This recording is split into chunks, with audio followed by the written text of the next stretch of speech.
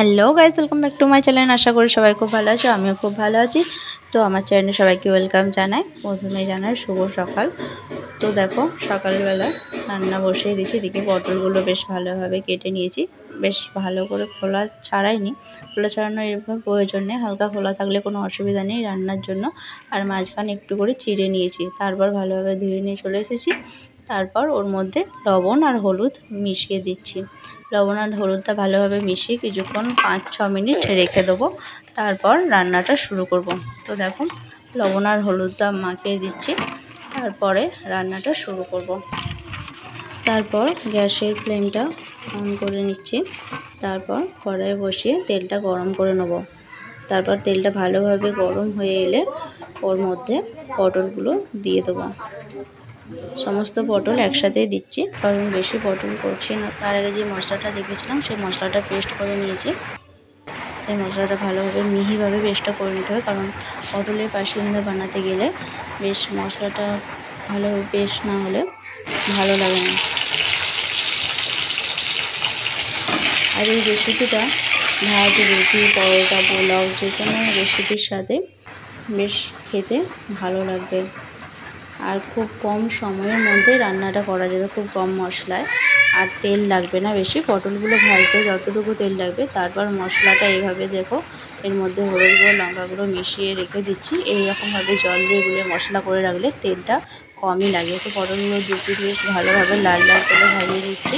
তারপর পটলগুলো কিছুক্ষণ ঢাকা দিয়ে দু পিঠ ভালোভাবে লাল লাল করে ভেজে তুলে নেবো একটি পাত্রে। তার ফলে 70% সেদ্ধ হয়ে আসবে। তো দেখো পটলগুলো ভেজে এরপর একটি পাত্রে তুলে নিয়েছি। এর ফলে 70% সেদ্ধ হয়েই আছে, আর বেশি কুক করব না।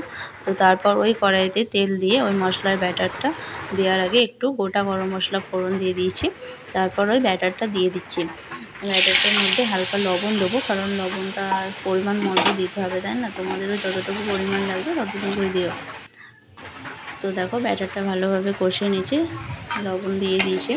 মশলা থেকে যতক্ষণ না তেল ছেড়ে আসে কিছুক্ষণ ঢাকনা দিয়ে কষিয়ে নেবো। এবার দেখো মশলাটা থেকে দারুণভাবে তেল ছেড়ে এসেছে, কিন্তু মশলা ধোয়া বাটির জলটা দিইনি। তো এরপর দিয়ে দিচ্ছি, কারণ মশলা ধোয়া জল রান্নার আরও স্বাদ বাড়িয়ে তোলে। এরপর দেখো মশলাটা আরও কিছুক্ষণ কষিয়ে নিয়েছি। তারপর মশলা থেকে তেল ছেড়ে আসছে। তারপর কিছুটা পরিমাণ যদি গ্রেভি করার জন্য হালকা পরিমাণে জল দিয়ে দিচ্ছি। তারপর জলটা একটু ফুটে এলে ওর মধ্যে পটলগুলো দিয়ে দেবো। তো দেখো জলটা ফুটে আসছে, এরপর ওর মধ্যে পটলগুলো দিয়ে দিচ্ছি। একে একে সব পটলগুলো দিয়ে দেবো। তারপর কিছুক্ষণ ঢাকনা দিয়ে কুক করে নেবো।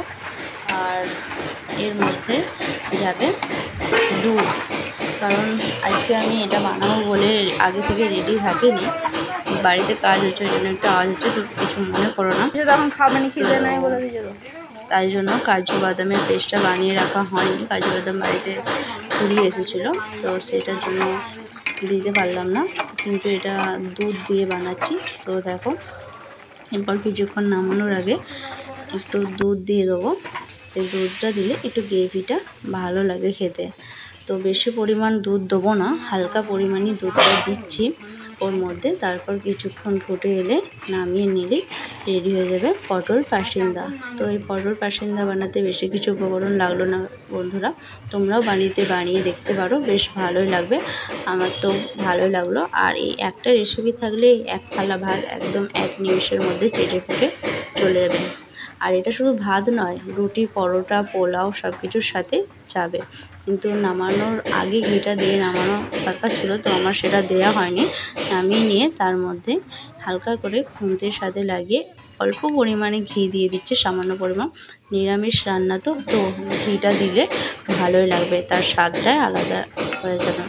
তো তার মধ্যে ঘিটা মিশিয়ে দিচ্ছি, তারপর খেয়ে নেবো। তো ভিডিওটি কেমন লাগলো জানিও, ভালো লাগলে